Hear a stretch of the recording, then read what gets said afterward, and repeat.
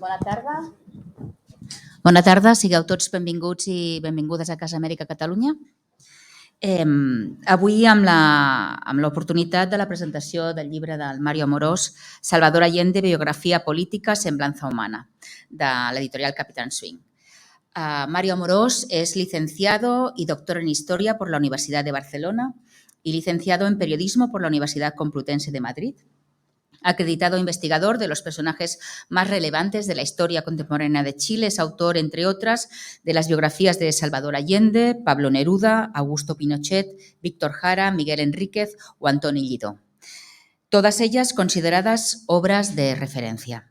Sus artículos, entrevistas y reportajes periodísticos en medios españoles y chilenos han sido traducidos a más de 10 idiomas. Muchas gracias, Mario, por volver a contar con esta casa para presentar tu obra y estar esta tarde con nosotros. Y a Mario Amorós le acompañan Germán Berger, agregado cultural de la Embajada de Chile en España, Verónica Dávalos, abogada y presidenta del Centro Salvador Allende en Barcelona, y Ferran Gallego, profesor de Historia Contemporánea de la Universidad Autónoma de Barcelona. La actividad que hoy nos reúne se enmarca en el aniversario del 50 aniversario del golpe de Estado en Chile, que, como ustedes saben, frustró el proyecto político de Salvador Allende el 11 de septiembre de 1973. 5 décadas después, la memoria de aquellos hechos sigue bien viva. En esta casa hemos hecho algunas actividades y continuaremos haciéndolas. La movilización del recuerdo colectivo se ha hecho y se está haciendo evidente con el impulso precisamente del público que asiste a estas actividades y de las actividades que programan diferentes centros de la ciudad. En todas estas iniciativas, las figuras del presidente Allende y del cantautor Víctor Jara aunan el sentido homenaje a las más de 3.000 personas muertas y las 40.000 personas represaliadas a raíz del golpe de Estado, encabezado por el general y futuro dictador Augusto Pinochet. Entre aquellas miles de víctimas, hoy, precisamente, 19 de septiembre, se cumplen 50 años también del asesinato de Joan Alsina. Joan Alsina fue un sacerdote nacido en Castelló de Empúries, Girona, establecido en Chile desde 1967, jefe de personal del Hospital San Juan de Dios de Santiago de Chile, dirigente sindical de los trabajadores del centro. Fue detenido el 19 de septiembre y fusilado a las 9 de la noche. Joan Alsina había acudido al hospital aún sabiendo que a varios empleados del hospital ya habían sido detenidos y ajusticiados, pero pensó que su obligación estaba en poder atender a todas las víctimas que llegaban heridas. El pasado 11 de septiembre, precisamente, la dirección del hospital donde él trabajó conmemoró la fecha y recordó a sus víctimas, 8 ejecutados, entre ellos el sacerdote Joan Alsina. Comentamos esto precisamente por la coincidencia de la fecha con la presentación del libro de Mario Amorós, pero también porque Casa Amèrica Catalunya concede cada 2 años ahora el premio Joan Alsina als Drets Humans. Es un premio que instauró el Ayuntamiento de Barcelona y que en 2009 la Casa tomó el relevo para concederlo, y que precisamente en 2022, en su 20ª y hasta hoy última edición del premio, el galardón fue concedido a la expresidenta de Chile y exalta comisionada de la ONU, Michelle Bachelet. Por supuesto, también me gustaría recordar que este premio le fue concedido a Eulogio Dávalos, a tu papá, Verónica. Eulogio Dávalos es el concertista de guitarra clásica más importante que ha dado hasta el momento el país de Chile, integrante del Tren Popular de la Cultura en 1971, y el Tren Popular de la Cultura fue una iniciativa del gobierno del presidente Allende que recorrió numerosos pueblos chilenos y ciudades al sur de Santiago con el propósito precisamente de difundir la cultura, allí donde difícilmente llegaba, ¿no? Una de las iniciativas del gobierno Allende, una de tantas. Precisamente Mario Amorós participó como coautor en la presentación organizada también en esta casa en 2016 de Una leyenda hecha guitarra, que era el libro que reúne las memorias de Eulogio Dávalos. Buen amigo de nuestra institución también, Eulogio. Sí. Me mandas un abrazo. La presencia de Mario Amorós, que también es un buen amigo de esta casa, en este auditorio se ha ido repitiendo en el transcurso de los últimos años. Aquí, por ejemplo, ha presentado sus obras Neruda, El príncipe de los poetas o Allende, la biografía.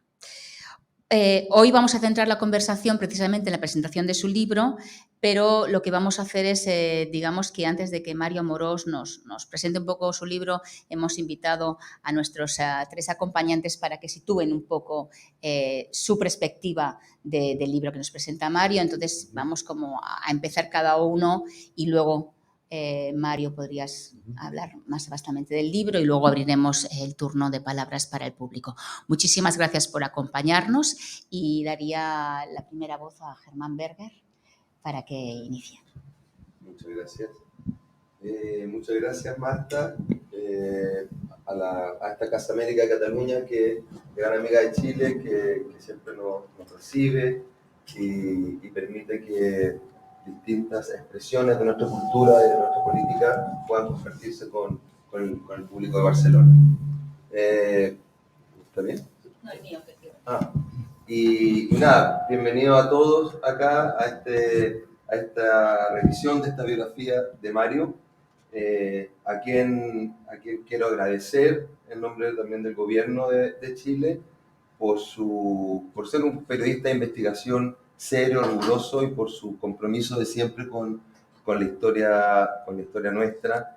No solo ha escrito todas esas biografías que ya mencionó Marta, sino que ha estado siempre cooperando y ayudando en todos los proyectos que tengan que ver con el rescate de la memoria y el rescate de la verdad y de la justicia en Chile, y eso es importante agradecerlo públicamente, Mario, por todo lo que ha hecho. Y bueno, estamos acá en el marco de la conmemoración de los 50 años del golpe de Estado, ¿cierto? Crimen y felonía que originó una política de exterminio feroz y que transformó a Chile en el reducto del terror. Y estamos en esta fecha hoy revisando y celebrando este relanzamiento de la biografía de Allende, que fue un placer leerla. Mario, me leí para esta presentación y me hice algunos apuntes con los cuales me gustaría como compartir luego que Mario nos explique más en detalle. Cosas que me llamaron mucho la atención en términos como generales. Al leer tú la biografía de Allende, no solo entiendes, digamos, la magnitud de su liderazgo, sino el desarrollo de su carrera política intachable, donde es 4 veces candidato a la presidencia, 4 veces senador de la República, donde además, junto a su desarrollo político, que es casi co-creador del Partido Socialista, uno percibe el desarrollo de un proceso político y entiende por qué fue posible que Chile tuviese una expresión como la que significó el gobierno de la Unidad Popular, un caso único. El modelo se llamaba Vía Chilena al Socialismo, conocido internacionalmente, y al leer esa biografía no solamente vemos la dimensión y el desarrollo de un líder, sino también vemos el desarrollo de un proceso político, de una clase trabajadora como la chilena, que se fue ganando a pulso cada uno de los espacios políticos que fue conquistando en nuestro país y que llegó a ser gobierno en el año 70. Eso se siente en la lectura de ese libro, Mario. Luego, detalles que yo me parecen como bien importantes destacar, desde, bueno, de esa amistad con el carpintero anarquista italiano, que cuando describes tú toda esa época de Allende en Valparaíso, vemos una sociedad tan distinta, vemos sin duda quizá un país más austero, humilde en cuanto a acceso de los bienes materiales, pero infinitamente más cohesionado como sociedad. Vemos, por ejemplo, a un líder, a un médico recién titulado como Allende, que no solo se vincula con un carpintero, a quien respeta, a quien es su guía político, sino que se está inserto en el mundo popular, está conviviendo en el mundo popular, está viviendo. Y esa cercanía y ese forjarse desde ahí, de los liderazgos, es quizá una de las cosas que extrañamos hoy, y quizá hoy una de las razones de esa distancia sideral que hay entre el sistema político y la población tiene que ver con esa no cohesión que tenía esa sociedad chilena, y eso en ese capítulo por lo menos se ve con mucha claridad, viéndolo con perspectiva de futuro.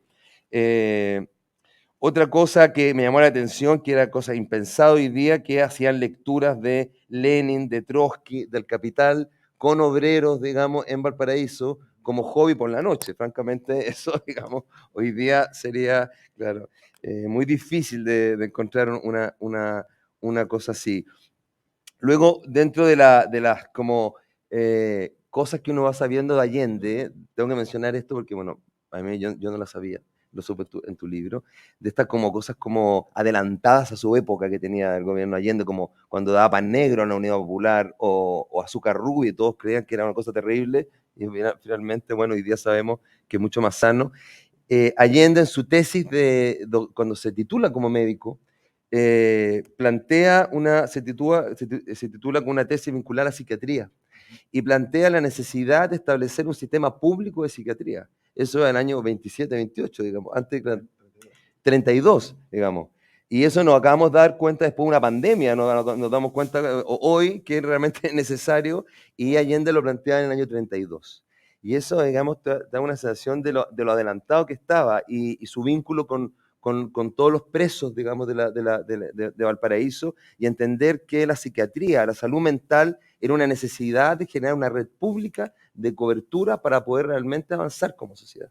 Y eso me llamó mucho la atención, no lo sabía.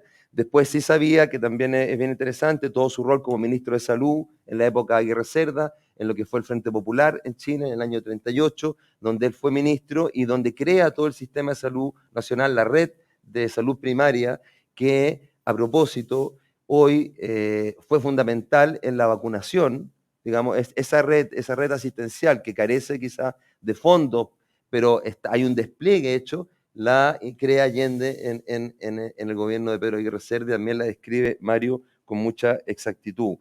Luego, es interesante ver cómo el concepto de la lealtad en Allende y de su compromiso casi, no sé cómo decirlo, sacro con la democracia, que bueno, que cómo se opone a la persecución a la ley maldita, cómo defiende al Partido Comunista una vez que es ilegalizado, él diferenciándose siempre y definiéndose como no soviético, pero entendiendo que todo el proceso, digamos, de desarrollo del gobierno popular tenía que hacerse con una alianza del Partido Socialista con el comunista, y defiende siempre al Partido Comunista y a la ilegalización a la cual es sometido en el gobierno de Gabriel González Videla, y después, cuando vuelve Neruda, digamos, del exilio, y es Allende, primera vez candidato a la presidencia, incluso solo el Partido Comunista lo apoya, ni siquiera el Partido Socialista. Entonces eso es bien interesante para entender después todo el derrotero que tiene político Chile y el rol del Partido Comunista también en la Unidad Popular,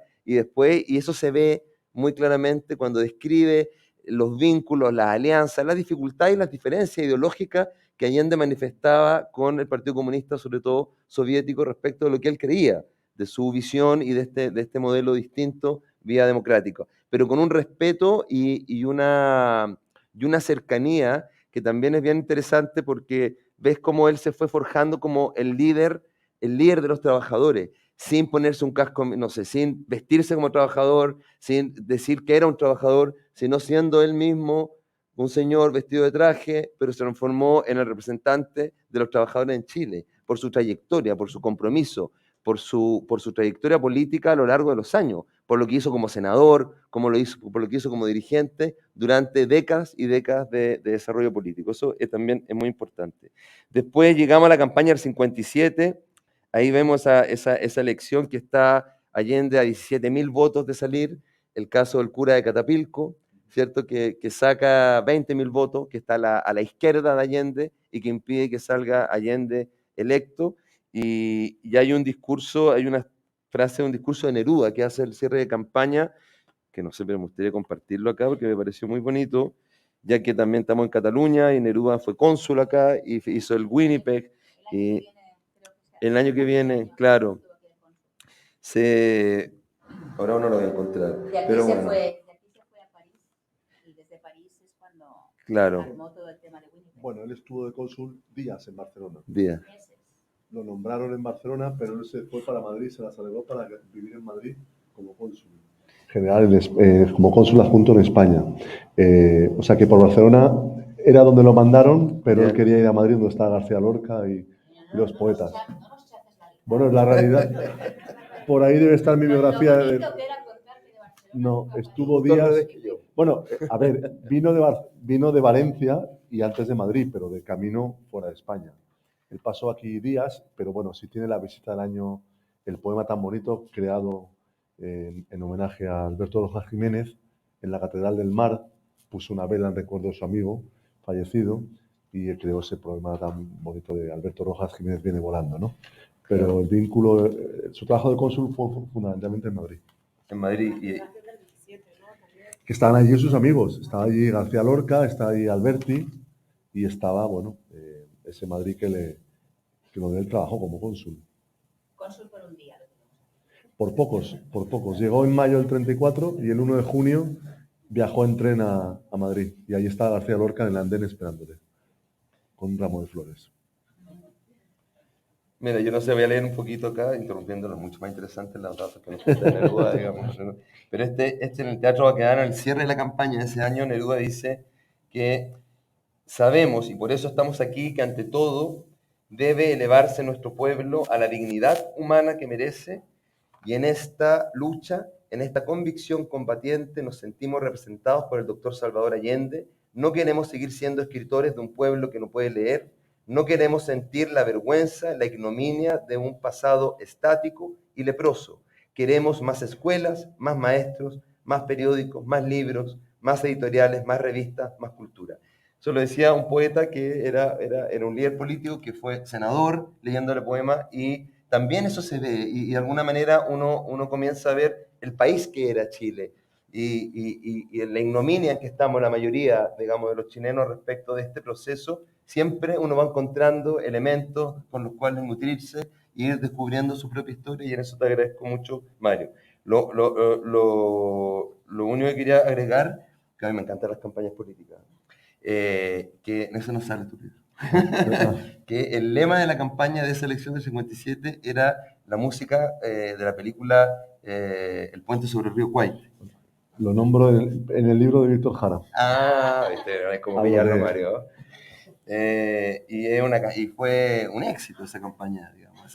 Y era con el lema, era pronto la reacción sabrá cómo termina su reinar cuando el doctor Allende a la moneda entre a gobernar. Eso salía ahí y me acordé. Gracias. Y nada, es eso, ver cómo ya en esa fecha Allende hablaba de la necesidad de nacionalizar el cobre, de recuperar los recursos estratégicos, de alguna manera de iniciar el camino al desarrollo con esta segunda independencia económica que también tú mencionas ahí. Ahí está la entrevista que le hizo Rossellini, donde él mismo cuenta su experiencia, digamos, como médico, y cómo no lo dejaban, digamos, asumir puestos de trabajo por su liderazgo político, siendo el único que se presentaba a los concursos, además, tampoco lo sabía. En fin, un largo etcétera de anécdotas, de historias, de antecedentes que nos van nutriendo y que nos van permitiendo entender, y en eso te agradezco como chileno, Mario, que la memoria no significa luchar por tus derechos, significa luchar por tu libertad. Y eso, Clara, nos dejas ese mensaje y nos dejas un tremendo legado para poder saber más de nuestra historia y de lo que fue este líder tan importante para nosotros los chilenos y también para el mundo en general. Muchas gracias, Mario. Gracias, Germán.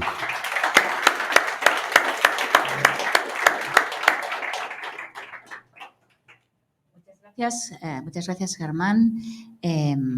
Verónica, sería ahora tu momento. Moltes gràcies, Marta. Moltes gràcies a la Casa Amèrica per estar aquí, per fer aquesta presentació de la biografía del Mario Amorós. Mario, muchas gracias por contar conmigo, ¿no? En este sentido. Si bien en nuestra relación he tenido la oportunidad, ¿verdad?, de tener a Mario muy cerca, ¿no? Pues como antes, como comentaba Marta, esta oportunidad de poder hacer la biografía de mi padre, pues ha hecho que, ¿verdad?, que tengamos una relación, un vínculo muy, muy directo, ¿no? Y la oportunidad, ¿no? Además la oportunidad de leer varios libros de Mario hace bastante tiempo, ¿no? O sea, ahora hay algunas y algunos, ¿no?, que nos decían, ¿no?, que te están conociendo ahora. Bueno, eso es fantástico, pero las que hemos tenido la oportunidad de conocerte antes, pues sabemos la prosa, la pluma de Mario, desde mi punto de vista, lo que hace es que te inunda y te sumerge directamente, además con ese rigor técnico que tiene como historiador, que a mí hace que esa precisión de datos hace que, en definitiva, desde el inicio, ¿no?, cuando coges un libro de Mario, te estás dibujando el lienzo de todo el cuadro para reflejar cada pasaje de lo que va diciendo. A mí, personalmente, bueno, ya podéis ver que soy muy fan de Mario, de su forma de escribir, ¿no? Sí que a mí una de las cosas, releyendo este libro, porque tuve la oportunidad de la otra biografía, ¿verdad?, de la de tapaduras, que era muy, muy grandota, ¿no? Esta es mucho más manejable. Sí que hay unos pasajes bueno, de este libro que quiero destacar. Primero, recordar a Allende que viene de una familia burguesa. Esto no podemos, para mí es muy importante ese dato de que, bueno, el padre de Allende era notario. Entonces, ese aterrizaje a lo que es cuando se hace médico, ¿no? O sea, cuando empieza a estudiar medicina, va a Recoleta, ¿no?, a Santiago, ¿no?, en casa de su tía al principio, luego ya más directamente en las residencias estudiantiles, hace que empiece a tener el contacto, ¿no?, con lo que realmente es la realidad de lo que es la población chilena, ¿no? Y desde el punto de vista, el impacto que a él le produce respecto a lo que es cuando ya decide estudiar medicina, lo que es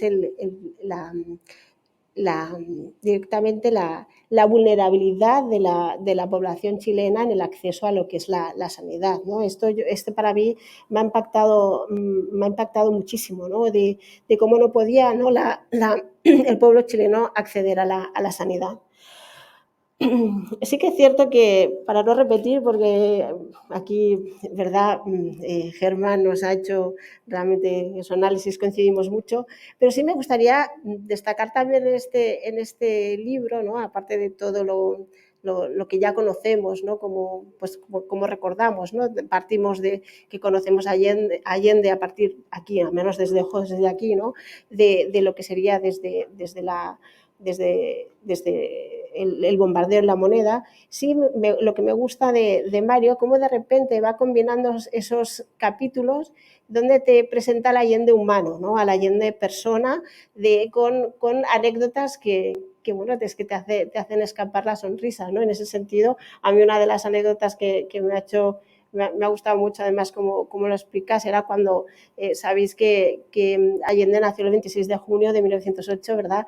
Y cómo iba él, ¿no?, cuando se acercaba a su cumpleaños, ¿no?, cómo iba 3 semanas antes anunciando que el 26 de junio es mi cumpleaños, 2 semanas antes es mi cumpleaños, iba dejando notas a sus hijas, ¿no?, y las bromas, ¿no?, que hacía, ¿no?, esas anécdotas son muy, muy entrañables de darle ese cariz de lo que decimos, ¿no?, de ver al Allende persona, al Allende padre, ¿no?, al Allende juguetón, porque además era muy fiestero, le gustaba mucho la fiesta, eso es así, le gustaba, además, hay muchas anécdotas también, ¿no?, cuando conoces, ¿no?, por ejemplo, con Neruda se disfrazaban mucho, hacían esas cenas y se disfrazaban, ¿no?, o sea, eran buenos para la talla y para la fiesta. Esto también hay que decirlo, ¿no?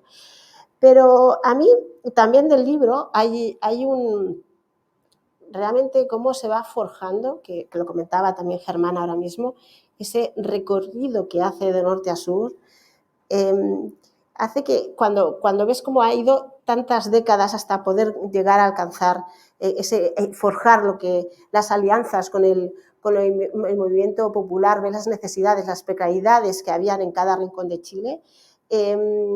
A mí, cuando detallas ahí todo ese recorrido, todo lo que le cuesta ir forjando ese proyecto de su proyecto político, ¿no?, en definitiva, en el Partido Socialista, además, ¿no?, me hace enseguida conjugar y enlazar cuando ve toda la precariedad y todo el centralismo como estaba enfocado en Santiago, ahí ver, no me extraña cuando él llega, ¿verdad?, llega al poder, cuando crea tanto el tren de la salud o el tren popular de la cultura, ¿no? Porque sabía que la salud, sabía que la cultura no llegaba a determinadas poblaciones de Chile, ¿no? Esto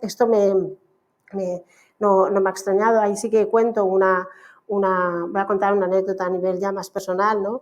Mi padre cuando tuvo la oportunidad de, siempre me contó desde muy pequeña, ¿no?, ese momento cuando Allende invita al dúo Daba los Cherubitos y les invita al Palacio de Cerro de Castillo para hacer un concierto educacional, ¿no?, a los niños y niñas, porque siempre intentaba hacer llegar a los niños y niñas más desfavorecidos, pues en este sentido, la introducción a lo que sería el arte y a todo tipo de arte. Yo hablo en especial de la guitarra por mi padre, ¿no? Pero en este sentido sí, muy más, no me extraño. O sea, cuando ves ese recorrido que se hace de tantos pueblos, ¿cómo lo describes? Además, se me ponía los pelos de punta. Sí que es cierto que hace poco, a raíz de esta conmemoración de los 50 aniversario del golpe de Estado, hace poco me entrevistaron la semana pasada una periodista que le tengo mucho cariño, la Silvia Tarragona, en RACU, en su programa que se llama Contrayum, y me hizo una pregunta tan personal que la quería compartir, ¿no? Cuando me hace esta pregunta que me dice, ¿qué supone, ¿no?, heredar, ¿no?, en Barcelona el legado de tu padre, ¿no?, mantener viva la memoria de Allende y el gobierno de la Unidad Popular? Hace que sí, ¿no? El otro día en la plaza, ¿no?, lo tengo que enlazar en la plaza, ¿no?, cuando pudimos el 11 de septiembre, las que pudieron asistir y escuchar a Hermann Berger, ¿no?, cuando él hablaba, ¿no?, lo que supone para las que hemos sufrido la violencia, ¿no?, de lo que es la represalia del golpe militar, ¿no? Él decía, Hermann decía el otro día en su discurso, en su ponencia, nos decía, a unos nos ha servido para sobrevivir, pero para otros ha sido motivo de lucha, ¿no? Más o menos lo decías así, no sé si con estas palabras exactas, pero era la idea que querías transmitir. Y sí, ¿no?, cuando estás aquí y recibes esto, ¿no? Recibes, yo desde los 5 años, yo tenía 5 años cuando mi padre ya inicia ese momento de encontrar, buscó el barrio del Carmel, porque consideraba que era un barrio obrero, que era un barrio donde además tenía unas vistas de Barcelona que le hubiese gustado a Allende, ¿no?, estar allí, y de ahí empezó a denunciar, pues, la barbarie que se estaba viviendo en los años 80, ¿verdad? Todavía en los años 80 la barbarie en su país, en Chile, ¿no? Y quiero decir con esto que cuando a mí me hacen estas preguntas, ¿no?, a 43 años después de mi padre, en ese sentido de heredar, ¿no?, este legado, no, pues es de otra manera. Lo explica muy bien Mario en su libro. Yo creo que además aquí entre Ferran y Mario ya nos lo explicarán todavía aún mejor, pero sí, es decir, los 1000 días del gobierno de Allende, ¿no?, ya cuando se forja el proyecto, esos 1000 días del gobierno de Allende, ese gobierno revolucionario desde dentro, ¿no?, hay que decirlo, ¿no? Yo siempre, ¿no?, es una de las tareas que siempre me impongo, ¿no?, cada año en la plaza, recordar las diferentes reformas y proyectos dentro del proyecto que iba sucediendo, ¿no?, Allende. Y sí, desde el anuncio, ¿no?, de lo que sería la nacionalización de la banca, ¿no? Pues siempre hablamos de la nacionalización del cobre, pero también en el 72 la nacionalización de la banca, ¿no?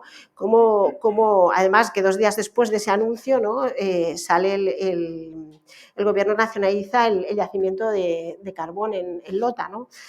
Quiero decir, cuando recordamos, ¿no?, las 40 medidas de la UP, cuando empezamos a recordar todo el proyecto político desde dentro, la nacionalización del cobre, la reforma agraria, todo el desarrollo, como médico, ¿no?, preocupado, todo el desarrollo nutricional de los niños y niñas, ¿no?, que tuvieran el alimento básico, el famoso medio litro de leche, ¿no?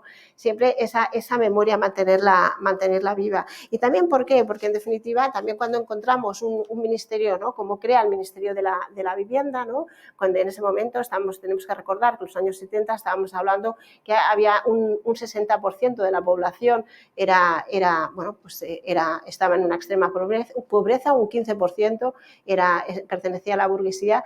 Yo creo que en esa época, ¿no?, cuando él crea además ese Ministerio de la Vivienda con 2 millones de pobres, ¿no?, en Chile, que ni siquiera tenían el techo asegurado, ¿no?, garantizar esa vivienda, pero no solo la vivienda, sino también los suministros de agua y luz, y cómo crea el proyecto, ¿no? Aquí Mario lo describe, pero ya podemos también hablar de la editorial Quimantú, del sello DICAP. En este sentido, son el proyecto, en definitiva, ¿no?, que tenía, ¿no?, como además describes, porque he aprovechado y he releído otra vez lo que sería la biografía de mi padre, ¿no?, que dice, como decían palabras de mi padre, o cómo las interpretabas tú cuando le estabas entrevistando. Esas palabras dicen, en definitiva, Allende con estos ideales de socialismo, de socialismo profundamente humanista, democrático y revolucionario. Pues cuando a mí me hacen esta pregunta, ¿no?, que ¿por qué cada 11? ¿Cómo heredas ese? Pues sí, lo tengo que decir, ¿no? Mi padre siempre dice avanzar sin transar, siempre ha sido para mantener vivo el proyecto visionario de Allende, porque Allende no gobernó solo para su época, mi padre siempre decía, gobernó 100 años más, ¿no? Y es así cuando realmente lo estudias, y porque todavía creo que es necesario y se puede, claro que se puede poder modernizar, podemos decirlo, ¿no?, traerlo y modernizar lo que sería el legado de Allende, porque en definitiva la historia no está escrita y la escribimos entre todos y todas. Así que muchas gracias, Mario, por enseñarnos y seguir haciendo que aprendamos día a día contigo. Gracias.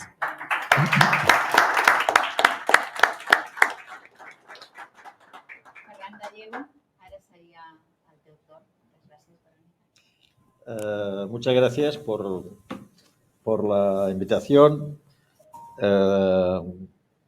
Yo creo que, las cuestiones que se han situado por parte de las personas que han intervenido se refieren mucho más a la persona de Allende y, naturalmente, a situar que el proyecto político de Allende era un proyecto vital, personal. Esto a veces, esto sería una obviedad, pero tal como están las cosas, con lo que es la representación política, el liderazgo y tal, yo creo que decir que una persona, y su final tiene mucho que ver con esto, su final físico tiene que ver con esto, la forma en que el proyecto que representa Allende es un proyecto que tiene que ver con su propia maduración como ser humano. Y esa estrecha implicación entre lo personal, humano, afectivo y sentimental, emocional, y lo que es el proyecto político vinculado a un sentimiento profundo de solidaridad con los pobres, de solidaridad con los que nunca han mandado, de solidaridad con aquellos cuya vida se presenta como algo en lo que se les dice que ellos nunca van a controlar su existencia. Esto desde el médico, que elige también la medicina para sanar a las personas enfermas y que va hacia los sectores populares, esta vinculación entre lo que es persona, lo que es la política, es algo que nos parecería desde posiciones ingenuas, a mí me lo habría parecido hace 30, 40, 50 años, que eso no hace falta ni decirlo, y en cambio ahora me parece que precisamente lo que hace falta es decirlo, porque es lo que a veces interpretamos que una persona, Allende no podía más que ser lo que es en función de que era una persona que se había ido haciendo en un proceso de integración entre lo ideal y lo experiencial, y que por tanto la coherencia del personaje, que acaba con su suicidio en La Moneda, tiene que ver con que la derrota política, la derrota no solo de un partido y un proyecto político, sino la derrota del pueblo, de los que otra vez iban a ser lanzados a la cuneta y otra vez se les iba a decir que no tenían nada que hacer con esto en la historia de su país. Esto suponía para él la necesidad de lanzar un mensaje de estoy dispuesto a darme vida por esto. Por tanto, yo creo que en este sentido sería tan obvio que no habría falta decirlo en otros momentos. Yo creo que en este momento, y viendo cómo la política en este momento, yo creo que francamente en este sentido también es un contraejemplo, sino un contraejemplo para la forma frívola en la que se ve el compromiso político. Yo, por mi generación, me formé en pensar que el compromiso político nada tenía que ver con lo que algunos entienden con compromiso, de la misma forma que yo creo que lo que algunos entienden por compromiso histórico en estos momentos no tiene que ver con el compromiso histórico que a mí me explicaron cuando yo estudiaba Berlinguer, ¿no? Pero en fin, pero en todo caso, quiero decir que me parece muy importante señalar esto. Yo quiero decir también que, porque también es una experiencia personal y creo que aquí lo que decimos tiene siempre que enmarcarse como experiencias personales y reflexión política, y reflexión académica, si queréis, en el mejor de los sentidos, que es que yo no soy historiador porque me interesara solamente la anécdota histórica, sino por un compromiso personal también, ¿no? Entonces, a ver, como nos cogía a nosotros el 11 de septiembre del 73 y la propia experiencia de Allende en el gobierno, ¿no?, es con una sorpresa, porque la situación en Europa no parecía que fuera esa. Mitterrand estaba a punto, o sea, perdía las elecciones por muy poquito. El Partido Comunista Italiano estaba en unas condiciones de crecimiento espectacular, aunque había la estrategia de la tensión en Italia y el neofascismo conseguía su mejor resultado en el año 72. Las dictaduras mediterráneas estaban a punto de caer todas ellas. Estábamos, por tanto, en un momento, todavía en Inglaterra el Partido Laborista mantenía su potencia sindical, sobre todo. Nos parecía, Alemania llegaba a un canciller socialdemócrata por primera vez desde el año 30. Nos parecía, por tanto, que ahí había algo. Funcionaba todavía en media Europa un sistema que, criticable o no, era un elemento de contrapeso al imperialismo. Nos parecía, por tanto, que las cosas no estaban tan mal. Que no estaban tan mal, ¿no? Y era un momento en que hablábamos de cosas que en Chile se hablaban también, que era la transición del capitalismo al socialismo, ¿no? Cosa que hoy resultaría en cualquier debate entre ministros que utilicen el término socialista, ¿habéis visto alguno? O ministros que digan, tenemos que reflexionar sobre la transición al socialismo. En este momento provocarían una crisis de Estado si un ministro, aunque fuera militante del Partido Comunista, hablara del socialismo. Ya no, digamos, si habla del comunismo, ya sería esto un desmadre. Del comunismo, al fin habla la oposición ultraderechista, que califica de comunistas a los ministros, ¿no? Pero vamos, eso también funciona por otros caminos. Quiero decir que a nosotros nos cogió, pero claro, no nos tenía que haber cogido tan en sorpresa por lo que estaba pasando en América Latina. Porque en América Latina, incluso en los Estados Unidos, ¿quién era el que había ganado las elecciones del 68? ¿Quién era el que estaba gobernando en aquel momento? Nixon. Pero lo que estaba pasando en América Latina es que más bien lo que era una excepción democrática era Chile. Todo lo demás era una serie de dictaduras desde Brasil, ¿no?, con la caída de Gulag, lo que estaba a punto de llegar en Argentina, lo que estaba pasando en Paraguay, en Uruguay, el golpe de Banzer en Bolivia en el 71. Es decir, que parecía que lo más lógico es que pasara lo que pasó, ¿no? No que no pasara. Pero Chile era para nosotros una referencia, os voy a decir, quizá una referencia más cómoda para los que militábamos en la izquierda aquí, que es que nos resultaban más familiares sus debates. Resultaba intelectualmente, lo que se decía en Chile nos resultaba más manejable conceptualmente. ¿Por qué? Pues bueno, porque en Chile había un sistema de partidos políticos que podía ser mucho más identificable, comunistas, socialistas, democristianos, la derecha nacional, pero eso resultaba identificable. Y, por tanto, nos resultaba un país con el que nos sentíamos más próximos, incluso desde el punto de vista de que ahí se hablaba de la transición al socialismo, no solo de la oligarquía contra el pueblo, sino de algo que nos resultaba cómodo. Y claro, yo ahí lo que hubo cuando llegó ese golpe fue un golpe para todos nosotros muy fuerte, ¿no? Además, un 11 de septiembre, lo cual para nosotros resultó golpe por los dos lados. Porque en aquel momento no te podías manifestar alegremente, sino que en aquel momento manifestarte, no sé si eso fue el año de la ocupación democrática de Vic, que también hay que ser ingenuo para ocupar Vic democráticamente, también que, no sé, ¿no?, el asalto al Palacio de Invierno se convirtió en la ocupación democrática de la Plana de Vic, que nos debía parecer que era un avance revolucionario, y lo único que recibimos es tortas hasta para parar un tren. Pero un 11 de septiembre de 73, allí cayeron también se tensionó una ilusión nuestra, porque se quebraba un modelo y habíamos empezado a criticar mucho al otro y nos estábamos quedando, pues, como Berlinguer en el 73, ¿no?, diciendo, bueno, hay que procurar no dividir al país en dos bloques, hay que crear un compromiso histórico que en cierta medida dice, bueno, tendremos que acordar un proyecto de reforma nacional, de integración, de evitar que nuestras clases medias se fascisticen, ¿no? Que claro, en el 73 en Italia era algo muy, muy importante porque los fascistas acababan de sacar 3 millones, el 10% de votos en las elecciones del 72 y había un riesgo, y había un sector demócrata cristiano muy duro y veníamos a la estrategia de la tensión, o estábamos a la estrategia. Pero, por tanto, a nosotros de la misma forma que nos ilusionó, nos convocó a un debate intelectual, porque era un debate intelectual que, ya digo, no sé ni cómo yo lo plantearía yo, y a veces a mí me parece entrar en fase dinosaurica cuando uno habla de eso de la transición al socialismo. Yo voy a plantear algunas cosas que tienen que ver, por ejemplo, con eso que aquí se decía. Antes me planteaba una cosa importante, que es el compromiso personal. Entendiendo que eso nos da una idea, no solo en el caso de Allende, sino de tanta gente que lo rodeó, de tanto pueblo que se constituyó como pueblo, que dejó de ser un elemento sociológico para ser un elemento culturalmente consciente de sí mismo, eso que de otra forma llamamos conciencia de clase, pero yo creo que iba mucho más de lo que es la conciencia de clase de partido, para ser la dignidad no solo la dignidad porque tengo una vida digna, sino la dignidad de ser sujeto, la dignidad de ser protagonista. Nosotros existimos. Ese acto de dar naturaleza de creación a un pueblo que hasta entonces no había sido nada y había sido solamente adjetivo, elemento marginal, elemento complementario para quienes de verdad hacían la historia en Chile y quienes realmente existían como nacionalidad. En este sentido, Allende aparece también como alguien que representa la entrada en la historia de un pueblo y la nacionalización de Chile verdaderamente, en ese sentido, aquello que decían de partido nacional y de clase. Allende propone una unidad popular que hace que se pueda ser chileno, que exista un proyecto nacional en el que los que nunca han contado en el proyecto nacional chileno pasen a ser protagonistas de la patria, ¿no? En ese sentido, yo creo que, por tanto, ahí hay...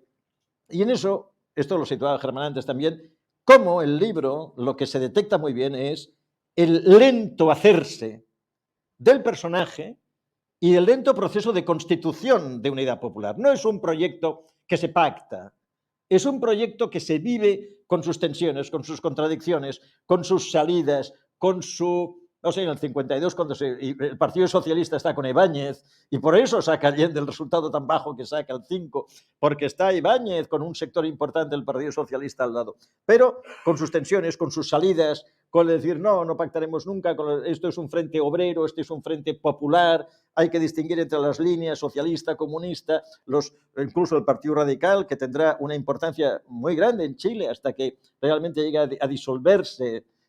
Pero yo creo que lo interesante de Chile no es el 70-73, que evidentemente es el punto culminante, sino lo que es cómo se constituye lo que llamaremos unidad popular en un largo proceso de toma de conciencia, de autoorganización y de construcción de lo que podríamos llamar una hegemonía, pero de una consolidación de sujeto político en los años, desde el 58 sobre todo, hasta con las elecciones, en las que ya se hace un resultado interesante, y donde se están poniendo en Chile otras cosas. El Partido Nacional, sustituyendo al Partido Liberal Conservador del Partido Nacional, o sea, la derecha se agrupa con los Alessandri, los Harpa, los Alessandri sobre todo, muy claramente, pero luego cuando aparece un proyecto curioso, que será una fuente de conflictos, que será el Partido Demócrata Cristiano, de la Falange Nacional al Partido Demócrata Cristiano, creo que es el año cuando se funda, el 57, creo, ¿no? Bien, pues aparece un elemento que es la clase media chilena organizando, y sectores de las clases populares chilenas organizando otra vía comunitarista, cristiana, personalista, profundamente antimarxista, profundamente anticlase, para empezar a considerar una revolución en la libertad con un comunitarismo, en algunos casos muy franco, muy social cristiano, muy abierto a las necesidades sociales, muy partidario de reforma agraria, de chilenización del cobre, decía, con mucha sinceridad reformista, con mucha sinceridad antioligárquica, porque ahí saldrán sectores también de unidad popular, y por tanto hay un discurso que en América Latina está teniendo importancia, el compromiso cristiano en eso. Pero podrá ser un elemento de conflicto, como antes hablábamos, el tema de la democracia cristiana es un elemento. Si solo hubiera habido PNE, o sea, los nacionales y los rojos, pues entonces habría estado. Pero ese elemento intermedio es perturbador. Es un elemento de distracción y es un elemento que puede hacer que gente en Chile no de su apoyo al Partido Nacional y en cambio está dando apoyo a algo que también es reformista, que también es justiciero, que también es populista, bueno, pero que luego acabará siendo un satélite absoluto del Partido Nacional. Con el Partido Nacional acabará siendo en buena medida quizá un satélite de Patria y Libertad, ¿no? Al final, la fascistización. Yo creo que también hay una cosa que en ese proceso de constitución, que es lo que a mí más me interesa, no cómo llega al gobierno, porque yo creo que ha habido una cosa de, por primera vez la izquierda gana las elecciones. ¿Cómo? Que eso es lo verdaderamente claro que es importante ganar las elecciones. Pero ¿cómo te crees que se ganan las elecciones? Pues previamente habiendo constituido una fuerte oposición popular que es capaz de tomar tal conciencia de sí misma que supera las tensiones internas de partido para constituirse en verdadera unidad popular, ¿no? Y eso no resulta del año 70 de unos acuerdos programáticos, de unos fríos acuerdos de despacho, de unos pactos de dirigentes, sino de una maduración del pueblo chileno en torno a su toma de conciencia y de su considerarse alternativa de poder. Luego vendrán todos los conflictos estratégicos, que claro, ¿cómo no iba a haber? Luego habrá los conflictos estratégicos fundamental.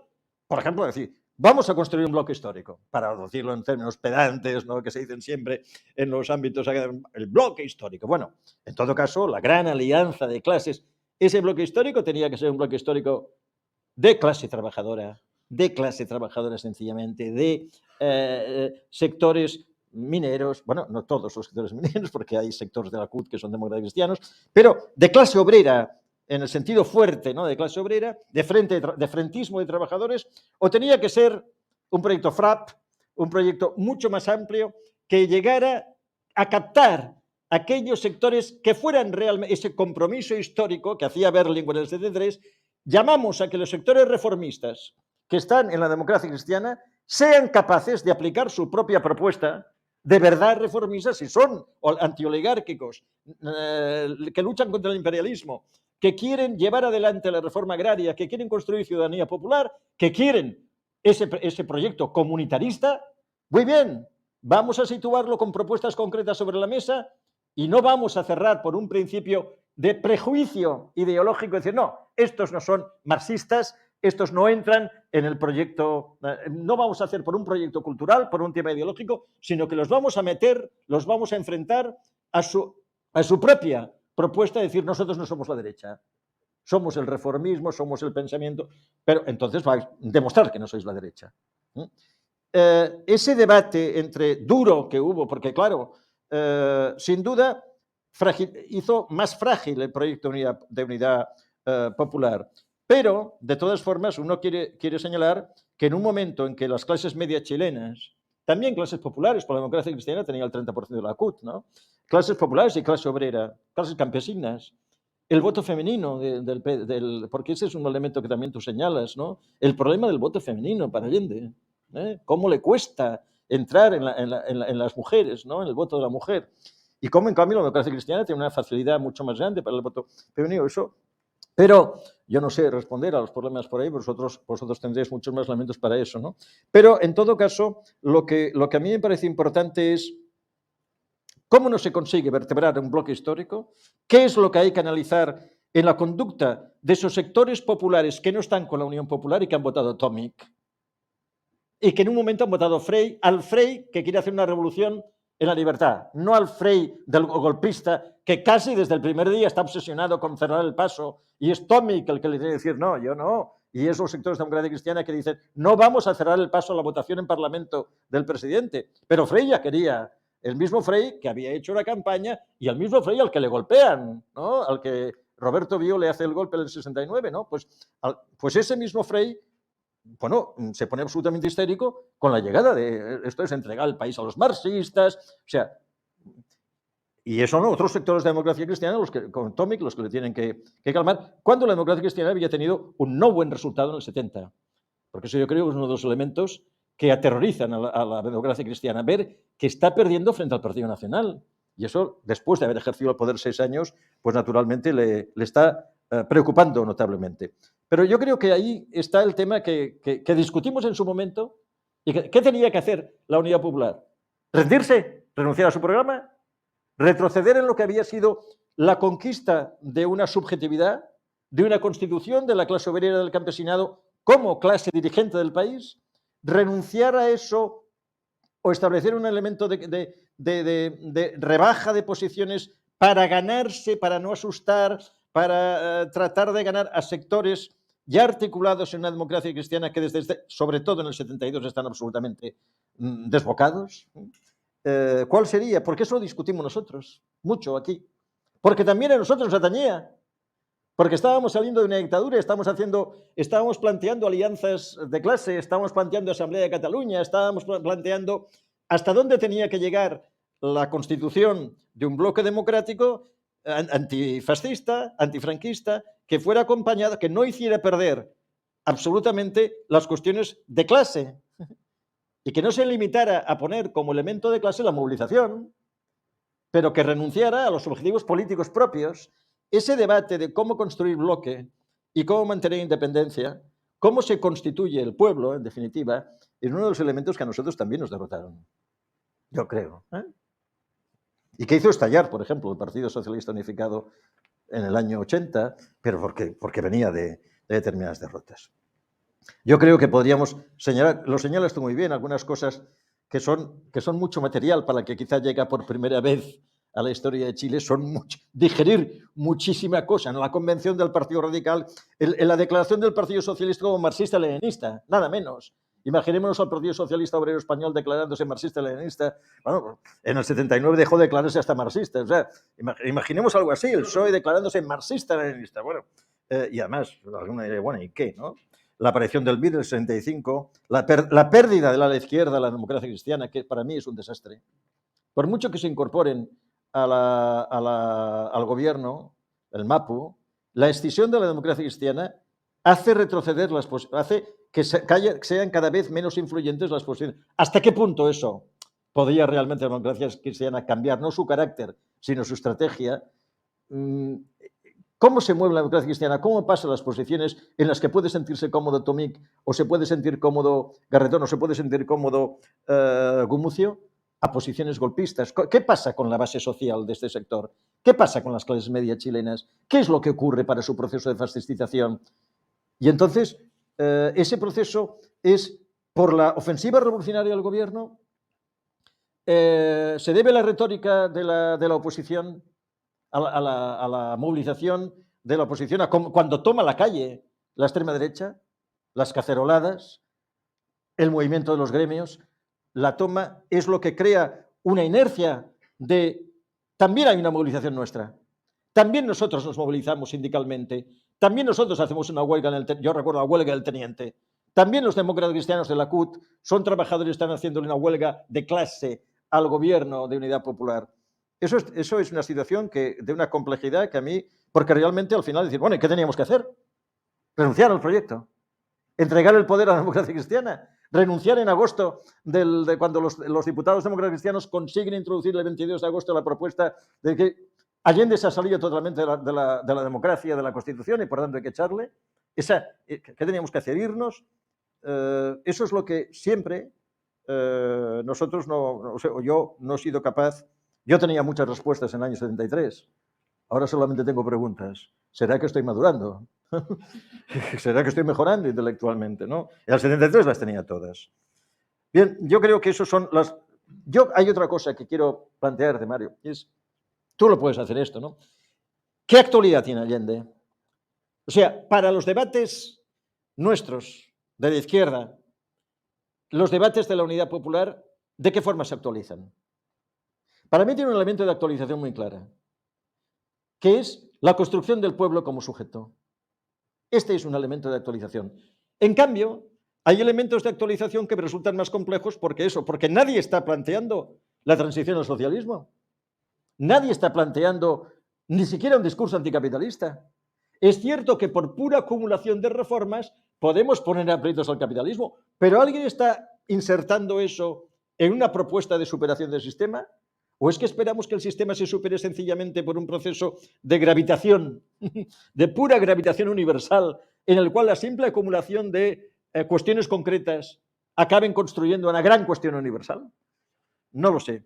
Y en la medida en que no lo sé, pues dejo la pregunta para que alguien más sabio, que seguramente está aquí, y no soy yo, pueda plantear por lo menos más preguntas que nos ayuden, como siempre, las preguntas a orientarnos. Muchas gracias.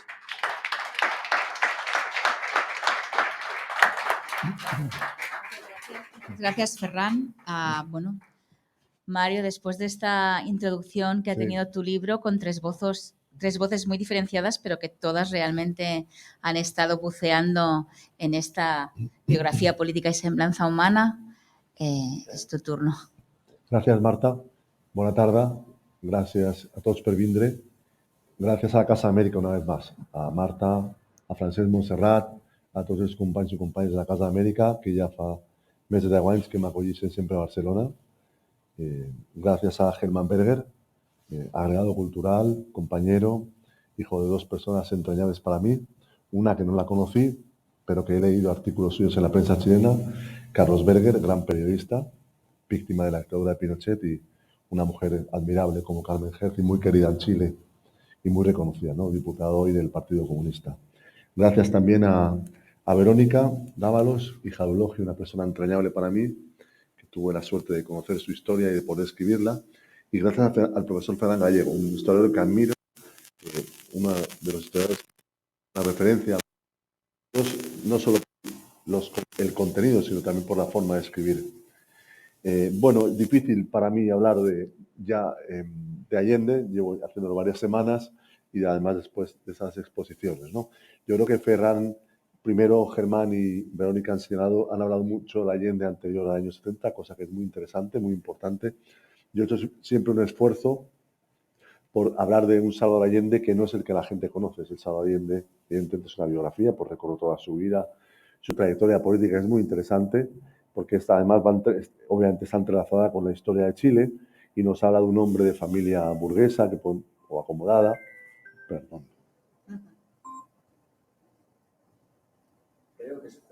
No, es mi madre. Es mi madre. Espero que no sea. Perdón, la tenía, salvo eso, en silencio el móvil. Bueno, decía, una figura como Allende, cuya biografía política se cruza evidentemente con la historia de Chile, que participa en la lucha por la democracia siendo joven estudiante universitario, que participa en la creación de un partido como el socialista chileno, un partido muy interesante, bien diferente del Partido Comunista de Chile en muchas cosas, en la ideología, pero también en la forma de organización interna, ¿no? Un partido cruzado siempre por debates muy encendidos, muy apasionados, disgregado también siempre en fracciones. Allende sabe manejarse en ese mar turbulento que es el socialismo chileno durante décadas, donde curiosamente él, el candidato presidencial de la izquierda, no era miembro del Comité Central del Partido Socialista desde el año 55, algo impensable en cualquier otro partido, ¿no? Pero forma parte de esa heterogeneidad del Partido Socialista que, como decía Ferran, se proclama marxista-leninista en el año 67, en el famosísimo Congreso de Chillán, que la derecha chilena recuerda prácticamente a diario y que no tuvo ninguna repercusión práctica. Eso de la adhesión al marxismo-leninismo y sobre todo plantear que la lucha armada era la única vía revolucionaria no tuvo ninguna repercusión práctica. Los socialistas chilenos siguieron presentándose a las elecciones parlamentarias y presidenciales. Una biografía política muy interesante también en el mundo de la Guerra Fría. Una persona como Allende que entiende que en Chile la alianza con el Partido Comunista es imprescindible para que la izquierda sea lo que hoy se llama competitiva, ¿no? Un término odioso del marketing político, pero para que la izquierda fuera alternativa de poder tenía que estar unido primero Partido Socialista y Partido Comunista y después ese movimiento popular fue creciendo, como bien decía Ferran, hasta convertirse en una alternativa impresionante en términos políticos, sociales y culturales, ¿no? Cuando pensamos en la campaña de Allende en el año 70, quienes cantaron en el mitin final de campaña de Allende en la Alameda ante 1 millón de personas, Víctor Jara, Inti Illimani, Quilapayún, los payasos de un circo, conjuntos musicales para niños, mimos, un movimiento cultural impresionante, ¿no? Que después también tuvo el cine con Chile Films, la editorial Quimantú, el Tren Popular de la Cultura, ¿no? Eulogio Dávalos y Miguel Ángel Qué Bonito con las guitarras clásicas, ¿no? Bueno, cómo se constituye esa alternativa que logra conquistar la presidencia de la República en el año 70, ¿no? Y ahí, evidentemente, yo comparto con Ferran el tema de la democracia cristiana, ¿no?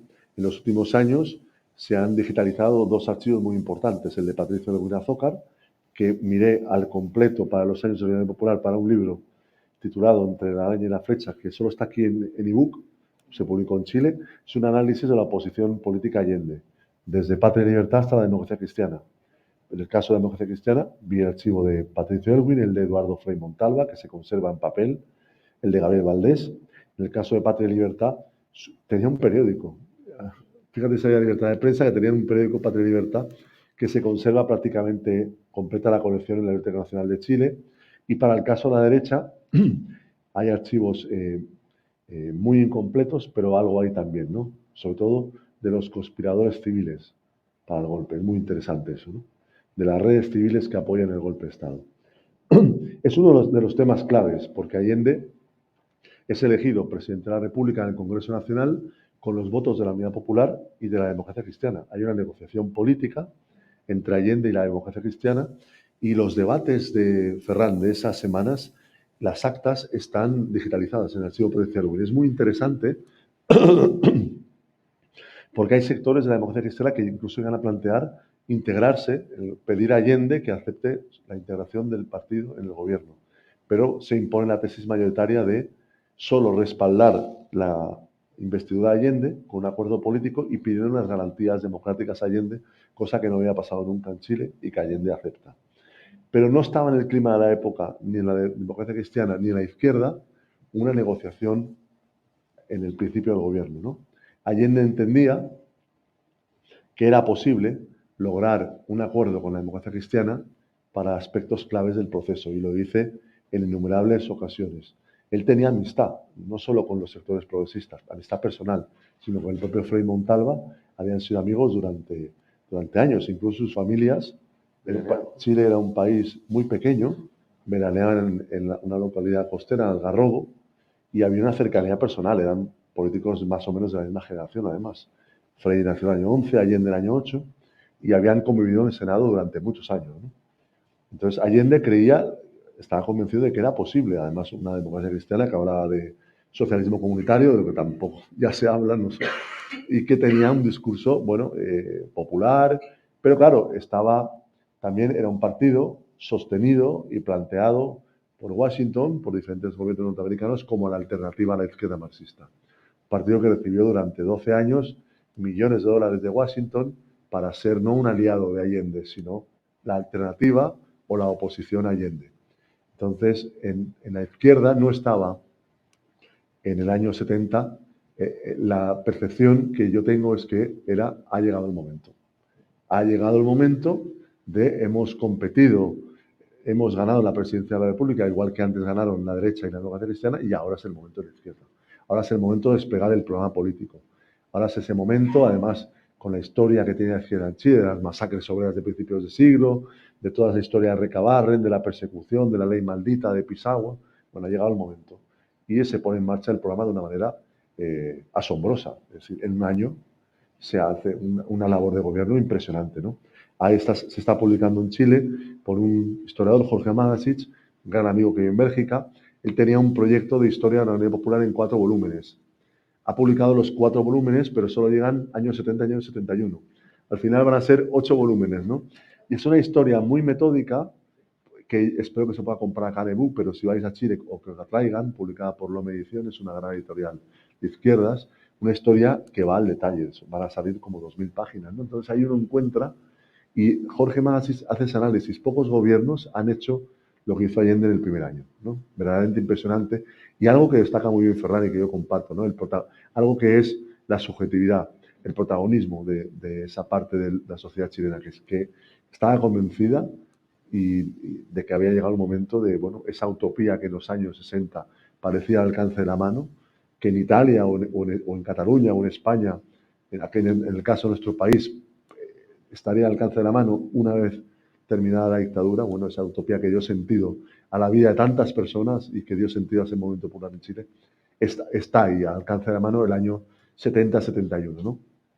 Pero vienen los hechos que conocemos. Por una parte, la separación de la democracia cristiana del gobierno después del atentado de Pérez Zújovic, que recuerda mucho a lo de Aldo Moro después en Italia, ¿no? Cómo se crea ahí un abismo entre el centro político y la izquierda. Y cómo lo que Allende quería evitar pasa, que es que la derecha atrae como un imán a la democracia cristiana y se va abriendo un abismo que a la postre será insalvable. Allende plantea en varios momentos un acuerdo político. En el año 72 las negociaciones se desarrollan durante varias semanas y la propia revista de la democracia cristiana dice que Allende ha aceptado el 80% de las peticiones de la democracia cristiana para tener un acuerdo político que permita que esa vía chilena tenga un cauce más amable, porque la oposición tenía mayoría en el Congreso Nacional y Allende tuvo que recurrir a un sinfín de instrumentos legales y políticos, a sus propias facultades como presidente de la República, que eran muy amplias en Chile, para desarrollar ese programa. Bueno, ¿por qué la democracia cristiana terminará apoyando públicamente el golpe de Estado el 12 de septiembre, declaración de la que se separan 13 dirigentes al día siguiente con una declaración que solo se conoció fuera de Chile? Bueno, para mí la ceguera ideológica propia del mundo de la Guerra Fría, propia de un sector de la democracia cristiana encabezado por Frey y Elwin, que entendían que la estación final de cualquier proyecto liderado por el marxismo o por las fuerzas marxistas era la dictadura del proletariado. No había excepción y, por tanto, como era la dictadura del proletariado, bueno, Chile iba a una dictadura de ese tipo y había que hacer lo posible, aliarte con la derecha, recibir drogas de la CIA, participar en los paros patronales, es decir, cuando la derecha oligárquica ha apoyado a los camioneros en huelga. Nunca. Pero en Chile, esas huelgas de las clases medias, de ese sector de la clase media, que también, en parte, hay responsabilidad de izquierda por una retórica excesiva, pero evidentemente son clases medias que se plegan a los intereses de clase de las clases dominantes, ¿no? Y que acaban haciendo el trabajo sucio y acaban siendo, como dice una personalidad demócrata cristiana muy importante en Chile, Genaro Arriagada, él reconoció que la democracia cristiana fue la infantería de la ofensiva de la burguesía chilena contra Allende, ¿no? Y esa ceguera ideológica lleva a que después del golpe, pues Patricio Elwin, sobre todo, como presidente de la democracia cristiana, dé una gran cantidad de entrevistas y escriba muchas cartas desde Chile a dirigentes, sobre todo de la democracia cristiana italiana, justificando el golpe de Estado, diciendo los militares han salvado a Chile de una dictadura marxista, ¿no? Esto es un mal menor. Bueno, es un error histórico. Hace una semana, en la Cámara de Diputados en Chile, por primera vez, el actual presidente de la democracia cristiana, Vicente Undurraga, ha reconocido por primera vez que se equivocaron. Que equivocaron en el año 73. El problema de eso es que es un error histórico que costó mucho sufrimiento, que costó 17 años de dictadura, que costó un modelo neoliberal brutal impuesto por Pinochet desde el año 75 y que, bueno, no es cualquier error, ¿no? Pero bueno, al menos es un inicio reconocerlo. Allende buscó hasta el final ese entendimiento y yo comparto con Ferran, yo creo que la vía chilena al socialismo, el año 73, sobre todo mayo, junio, julio, agosto, estaba en una situación muy difícil. La izquierda dividida, después de la ruptura del MAPU, el presidente Allende debilitado porque una parte de la Unidad Popular no secundaba sus propuestas, y en esa situación difícil, con el país situado ya al borde del abismo por la estrategia sediciosa de una oposición de derechas y de democracia cristiana que buscaba el caos económico, que alentaba declaraciones golpistas en la Cámara de Diputados, que alentaba una movilización permanente y desbocada. Bueno, el presidente Allende, con el apoyo del Partido Comunista, busca al final un acuerdo con la democracia cristiana para salvar la democracia. Allende estaba dispuesto incluso el 11 de septiembre, con ese plebiscito que iba a convocar al país a una votación para evitar una guerra civil. Y esto es muy interesante porque en los últimos años hemos ido conociendo detalles que hablan de cómo los golpistas civiles y militares en Chile, evidentemente los militares chilenos de la generación de Pinochet se habían formado con la referencia de la guerra de España por cuestiones culturales, ¿no?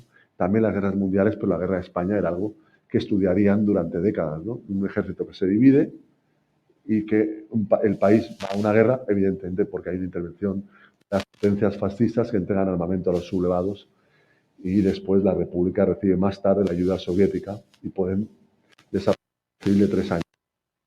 ¿Qué tenían eso en la cabeza?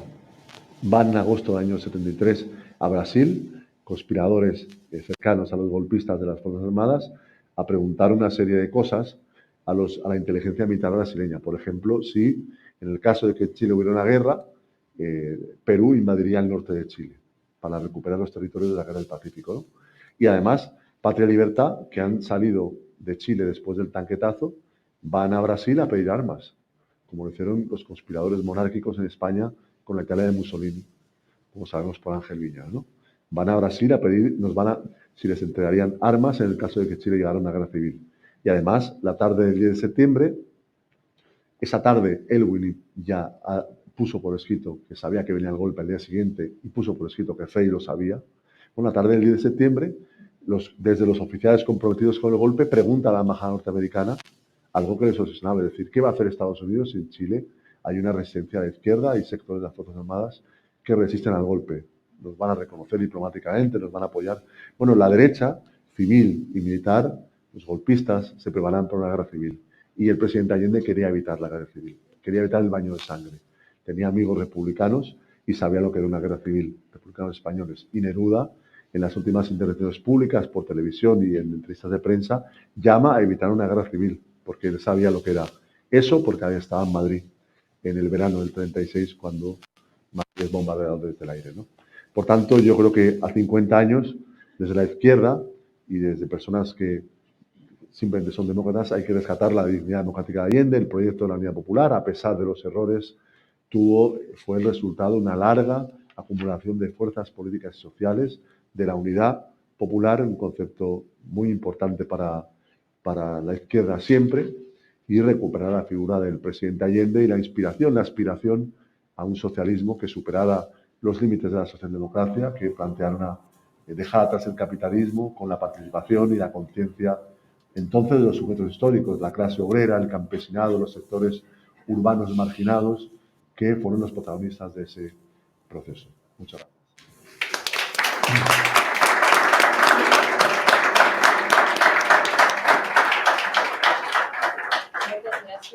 Gràcies, Mario. Realment fa moltes ganes d'agafar el llibre i seguir llegint, tot i tot el que heu xerrat aquí. Jo suposo que hi ha algú que vol fer preguntes. Si no, yo començo aquí, pero si alguien quiere hacer preguntas, tenemos el micrófono a punto para pasar y pasar las preguntas aquí arriba. Sí, hola. Muchas gracias por la conferencia y me gustaría preguntar acerca de este debate que quizá hay ahora, de un debate cultural, después de la muerte de Allende, 50 años después, sobre las distintas publicaciones que se han hecho, ¿no? Ahora, o sea, diferentes biografías, pero desde un punto de vista pues, de derechas, de izquierdas, que se están publicando ahora. Y ¿sería cierto que está así dividida la sociedad chilena sobre la figura de Allende? Está dividida. Sí, o sea, revisar toda la biografía que ha salido ahora digamos, de derechas y de izquierdas, si la sociedad chilena está dividida ahora respecto a este aniversario de 50. Yo creo que también puede ser una pregunta. Bueno, podemos compartir, ¿no? Mi opinión es que, evidentemente, en Chile se han publicado gran cantidad de libros, ¿no? Muy interesantes, desde muchas perspectivas. Yo creo que el debate es legítimo y puede haber, evidentemente, opiniones diferentes. Lo que creo que es inaceptable, desde mi punto de vista, es que en Chile se haya rescatado este año una parte de la propaganda de la dictadura, una parte del discurso de la oposición para justificar el golpe de Estado, descalificar al presidente Allende y, centrar la crítica exclusivamente en la figura del presidente Allende y de la Unidad Popular. Es decir, este año en Chile no ha habido debate en los medios de comunicación sobre el papel de la derecha en el año 73, sobre el papel de la democracia cristiana. Patria y Libertad parece que no existía. Pinochet, nadie ha hablado en Chile en los medios de comunicación y en los espacios de debate relevantes sobre el papel de Pinochet y las Fuerzas Armadas, ¿no? El debate se ha focalizado en los supuestos grandes errores de Allende y de la Unidad Popular, y además se ha reactivado el argumento de que la Unidad Popular llevaba a Chile a una dictadura, a un sistema totalitario, ¿no? Bueno, eso para mí significa reavivar, recuperar la propaganda de la dictadura, ¿no? ¿Se puede plantear? Bueno, se puede plantear, evidentemente, ¿no? Y hay muchas publicaciones, pero a mí me parece un retroceso importante en Chile el que ha habido este año, ¿no? Sí, no, yo creo que muy interesante, yo creo que toda la perspectiva como política de esta discusión, y me gustaría poder agregar algo, porque se puso mucho más interesante la intervención del profesor. Pero contestando un poco a la pregunta del personal público, yo creo que hay que diferenciar acá lo que es el análisis político, ideológico, de lo que fue el proceso, de cómo se llegó ahí, de la vehemencia con la cual se vivía la política, por todo lo que acá has descrito tú, lo que yo creo innumerables de análisis políticos, debe ser de los procesos históricos más analizados junto con la Segunda Guerra Mundial en Occidente al menos. Diferenciar esa dimensión del análisis con otra que creo que es la que tiene que ver con lo que nos está preguntando acá, que Chile y la postdictadura se construye sobre la base de la impunidad. Eso tenemos que ser bastante claros porque toda la vuelta y el retorno a la democracia se hace con Pinochet como comandante en jefe en los primeros 7 años, después como senador vitalicio. Su arresto en Londres, que de alguna manera termina con la transición chilena, es casual, digamos, es producto, digamos, apelando al derecho internacional a través de Joan Garcés, y en fin, y de archivos que fueron recopilados durante décadas por un grupo de abogados en la Vicaría de la Solidaridad. El Estado chileno defiende a Pinochet en democracia, lo trae de vuelta con artilugios políticos, le dan la vuelta a un dictamen judicial. ¿Y por qué cuento todo esto? Porque la historia nuestra de la postdictadura, digamos, ha sido negar, no solo ya negar lo que fue la unidad popular o permitir, digamos, al pueblo de Chile conocer su historia. Hemos tenido una derrota cultural mucho mayor porque se pactó la democracia sobre esa impunidad, sobre la ignominia. Nosotros en Chile no sabemos lo que ocurrió. Hay 1.000 personas desaparecidas, más de 40.000 víctimas.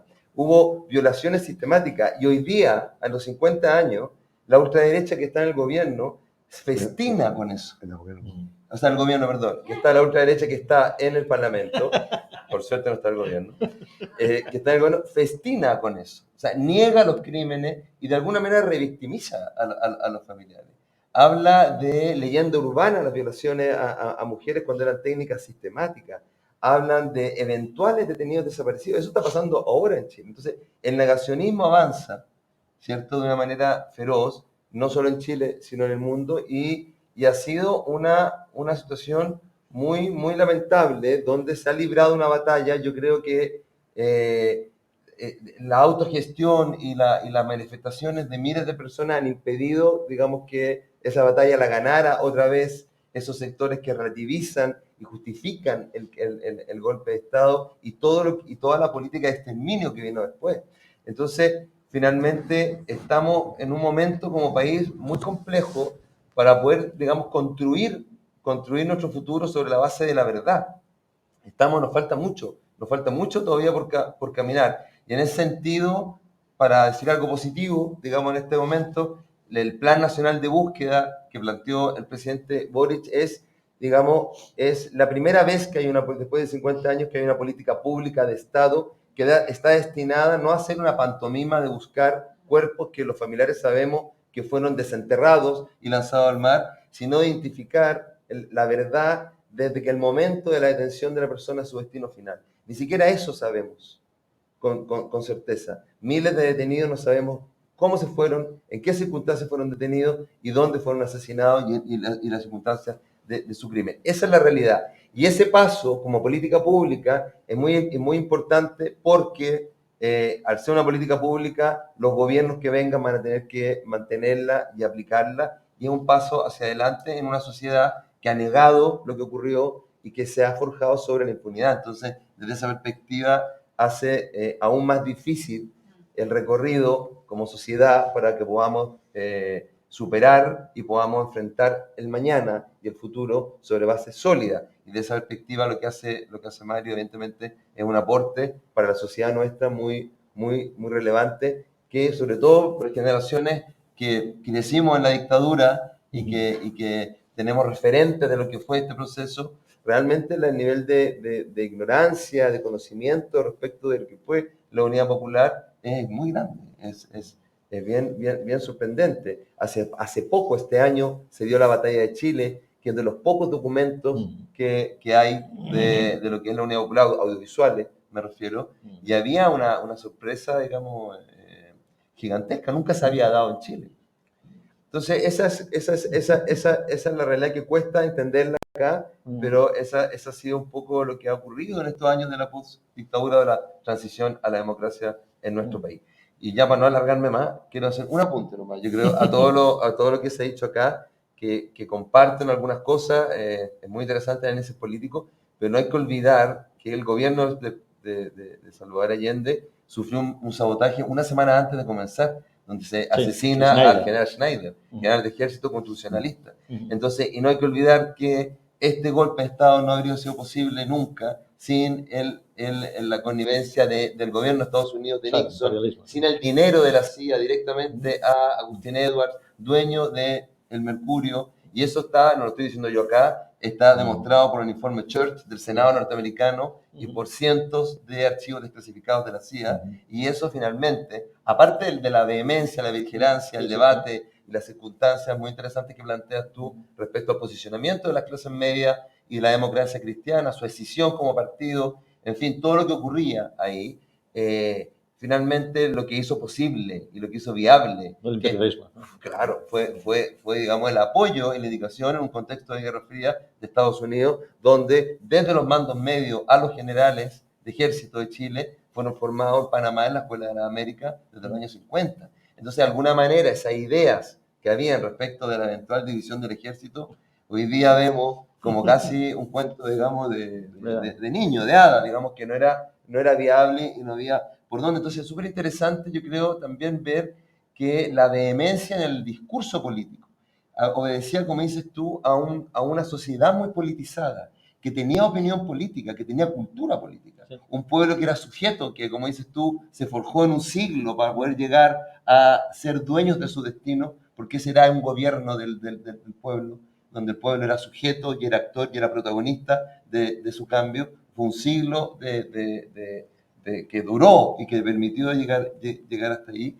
Entonces, eso, señalar que sin esa injerencia de un Estado extranjero como Estados Unidos, probablemente esto no hubiese sido viable y posible, por mucho que los sectores de la democracia cristiana así lo hubiesen querido. Digamos.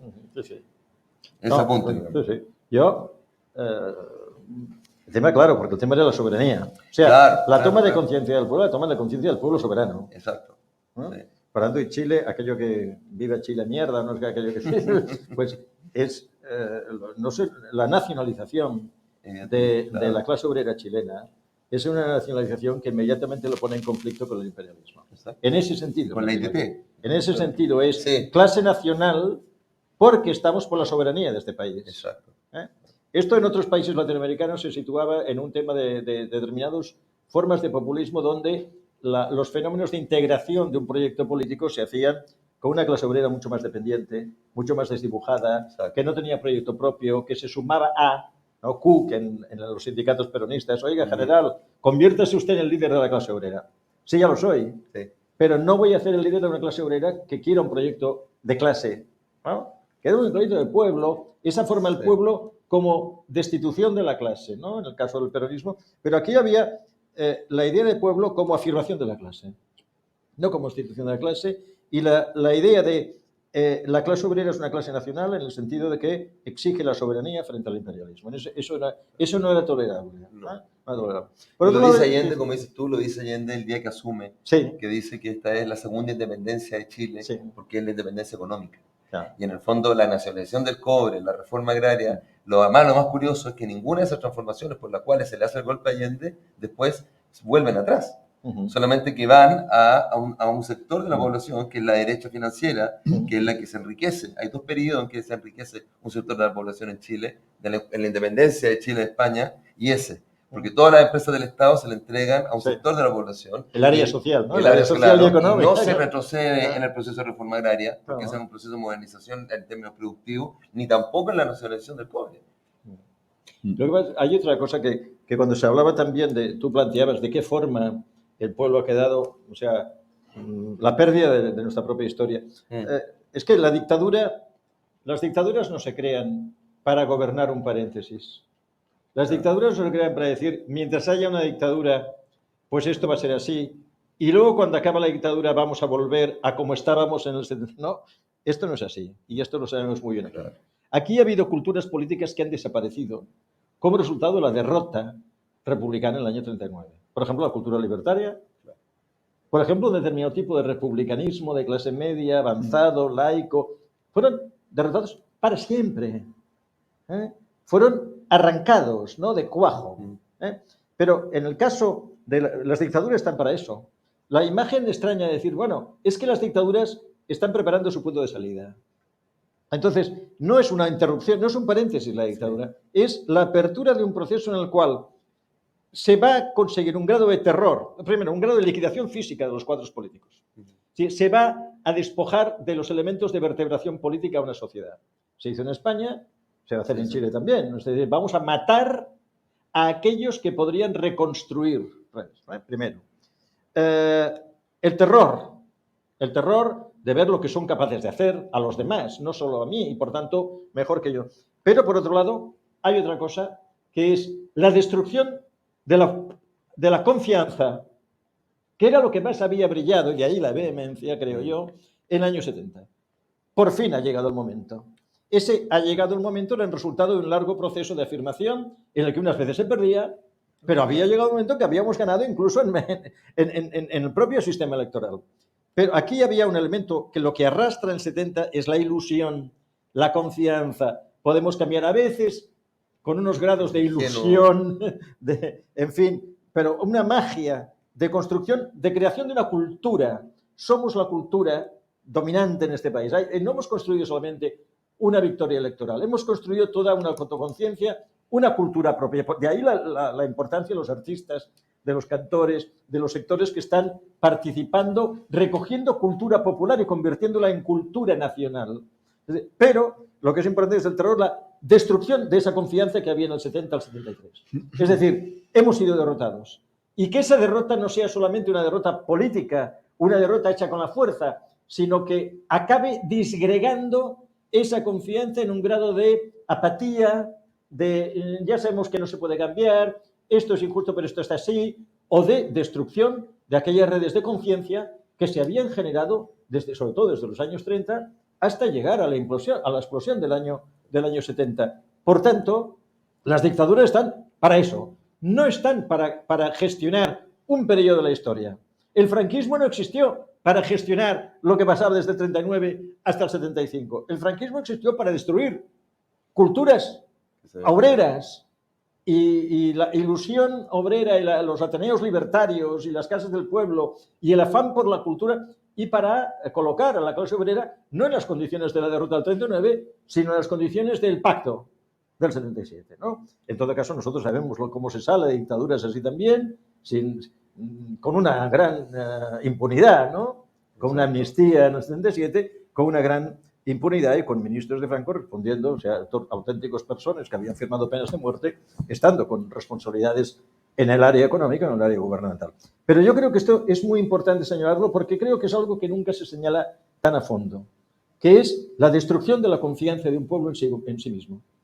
Esto es muy importante, porque todo lo que se le había dado en la Unidad Popular era somos capaces de hacer esto.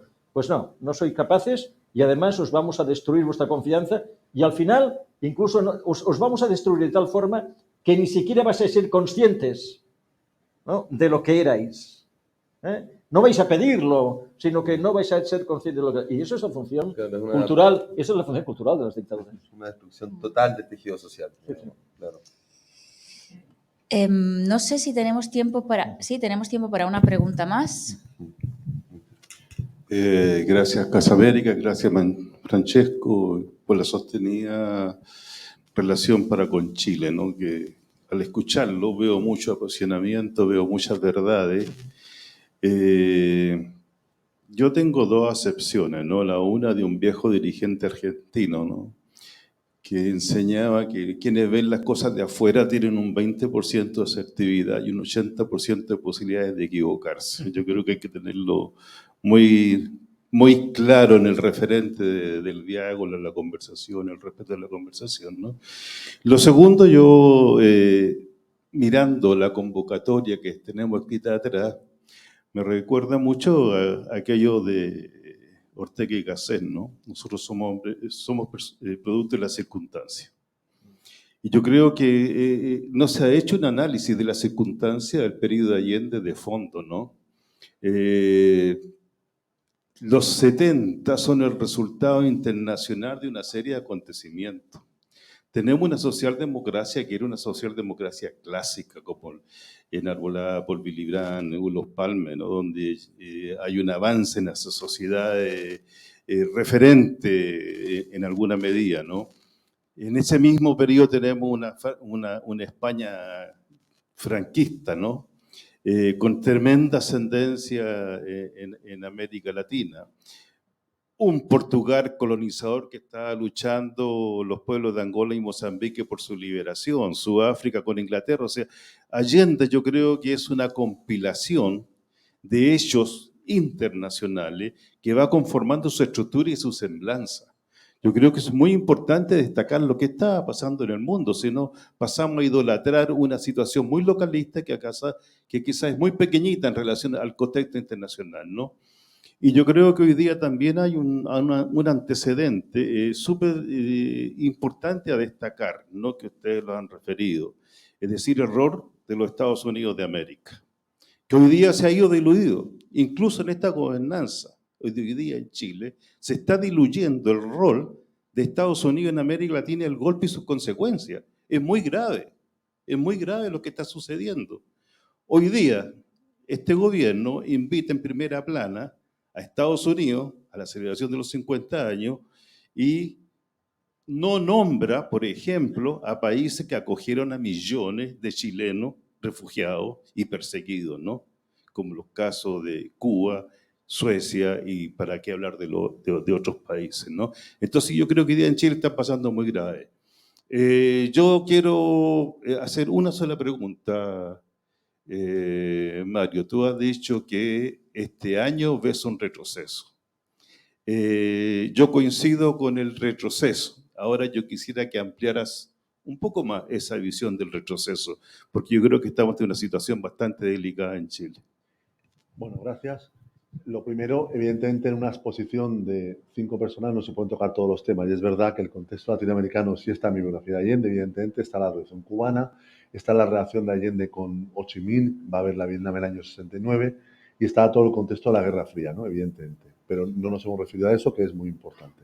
Lo segundo, sí, Chile es un país donde no hay democracia en los medios de comunicación, donde solo hay un periódico de circulación nacional de lunes a domingo, el Mercurio, el periódico golpista del año 73, financiado por la CIA, que nunca ha publicado un solo comentario autocrítico de su papel en el golpe de Estado. Y recordemos, 15 de septiembre del año 70, Agustín Edwards, dueño del Mercurio, llega a Washington el 13 de septiembre, a los 9 días de la elección, porque tiene clarísimo que Allende va a ser presidente si no hay una guerra civil o un golpe de Estado. Y va a la potencia hegemónica a pedir un golpe de Estado y una guerra civil. Y esto lo sabemos principalmente gracias a Peter Kornbluh, que ha contado cómo no solo fue a ver a Kissinger a la Casa Blanca y no solo se reúne con el director de la CIA, es que pasa días en Washington entregando información de inteligencia sobre la composición de las Fuerzas Armadas chilenas y la orientación de los generales. Bueno, de esto no se ha hablado en Chile este año. De esto, el Mercurio, que pide cada día en su editorial autocrítica de izquierda, no se ha hablado. Se habla en foros como este y en presentaciones de libro, pero en los lugares donde se plantean los temas de los que debate la élite chilena no se habla, evidentemente, porque no hay democracia en los medios de comunicación chilenos. Y entonces, cuando a un ministro de gobierno, el presidente Boric, o a un intelectual de izquierdas en Chile, le entrevistan en los medios, pues lo que hacen es, tiene que rebatir los argumentos que la derecha ha instalado. Rebatir, no argumentar, no hablar. Yo fui una noche 20 minutos a la televisión chilena, televisión pública, con un periodista a las 11 de la noche y me dediqué a rebatir lo que la derecha ha instalado este año en Chile. En ningún momento me preguntaron cuáles en su opinión los grandes logros del presidente Allende. No. La derecha dice esto, ¿usted qué opina? Salir al paso, ¿no? Ponen los temas, se debate de eso y estamos entonces, quienes defienden una visión de la historia tienen cañones y quienes defendemos otra tenemos tirachinas mediáticos, ¿no? Pequeños espacios, o cuando tienes espacio en los grandes medios, te sitúan en el cuadrilátero que a ellos les interesa, ¿no? Y ha sido un retroceso, porque en los 40 años El presidente de la República, Sebastián Piñera, habló de los cómplices pasivos del golpe. Una crítica dura a la derecha, que aún les duele.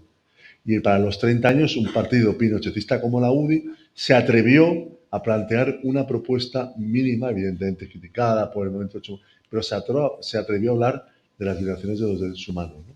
Y hoy en Chile este año ha sido terrible porque el debate ha sido los errores del presidente Allende y el proyecto totalitario de la Unidad Popular. Por tanto, la derecha ha ido feliz a la conmemoración de los 50 años del golpe, ¿no? Por suerte, la última semana, yo lo destaco también, ¿no? Ha habido actos positivos, ha habido la manifestación de las mujeres la noche del 10 de septiembre frente al Palacio de la Moneda, impresionante, ¿no? Conmovedor, con velas y la consigna de nunca más. Ha habido un acto el día 11 en la Moneda positivo con el presidente Boric y muchos invitados internacionales de fuerzas de izquierdas, donde se ha lanzado un mensaje positivo. Ha habido el concierto del Estadio Nacional la tarde del 11 de septiembre, ¿no? Ha habido actos masivos importantes, ¿no? Pero queda mucho porque no hay manera de disputar el relato a la derecha en Chile, ¿no? Pues muchísimas gracias. Una manera de continuar este debate fascinante es comprar el libro, que lo tenéis ahí detrás, a vuestra disposición.